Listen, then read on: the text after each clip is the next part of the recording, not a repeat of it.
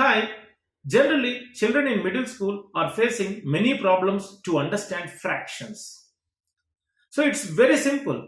Normally, we call numerator by denominator as a fraction, but that should not be your level of understanding. You need to understand what is a fraction and where it will be useful for us in our real life. For that, the fundamental concept of fraction should be understood so that just in 5 minutes you will understand the whole fractions chapter. Let us do it in a magical way with practical learning. Shall we start? Okay, I am taking the shape of a circle. Are you seeing? This is a circle and this is one complete circle. We can consider it as one whole. One complete object, we can consider it as one whole. We can divide this circle into as many parts as we can. First, let me divide this circle into two equal parts. Here, equal is important. So, I am going to divide the circle into two equal parts. Let me do that. Yes, carefully see here. I have two equal parts exactly matching with my whole. So I have divided one whole into two parts and I am taking one part from it. So this one part meaning is 1 by 2. What is the meaning of 2? Because I have totally two parts, I am writing 2 here, and as I am taking only one part from the two parts, I am writing 1 here. Is it clear? Now let us just try to divide my whole into 3 equal parts. Let us try to divide that into 3 equal parts. Yes, carefully see here. I have 3 equal parts which is exactly matching with my one whole. So totally how many parts are there with me now? 3 parts. So I am taking how many parts from it? Let us suppose think I am taking one part. If I take one part, how can I write this? Yes, I am taking one part from 3 parts. This is nothing but 1 by 3.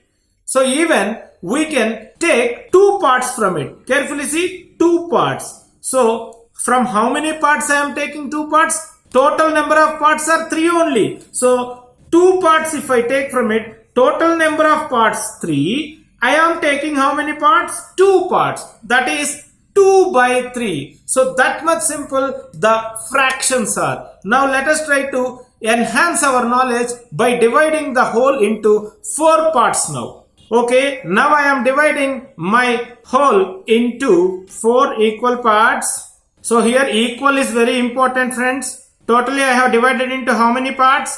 4 equal parts.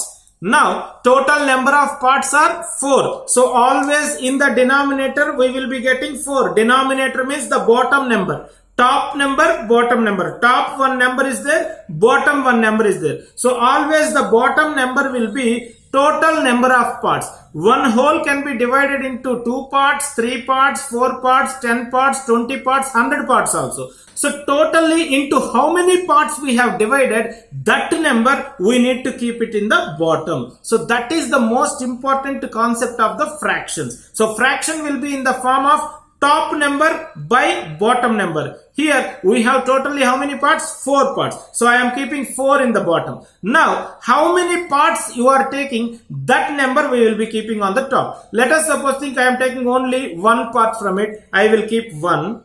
No, let us suppose think I am taking 2 parts from it. Then I can write 4 at the bottom. But how many parts I am taking? 2 parts. So how many parts you are taking, that we should keep in the top, and total number of parts we should write in the bottom. This is what all about fractions. That much simple the fractions are. Is it clear?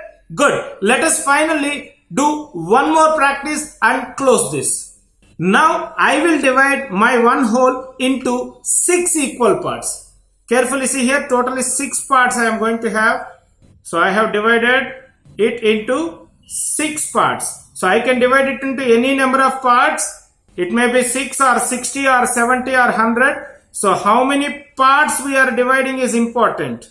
So now I have divided my complete whole into 6 equal parts. So always whenever I am writing fraction related to it, I will be getting in my denominator as 6. That is the bottom number will be 6. Now let us take 2 parts from it. total number of parts 6, that is fixed. How many parts we are taking, that we should write on the top. So I am taking 2 parts. So what I should write now? Tell me. Yes, it is 2 by 6. Now let us suppose think I am taking 4 parts from it. Totally 4 parts from it.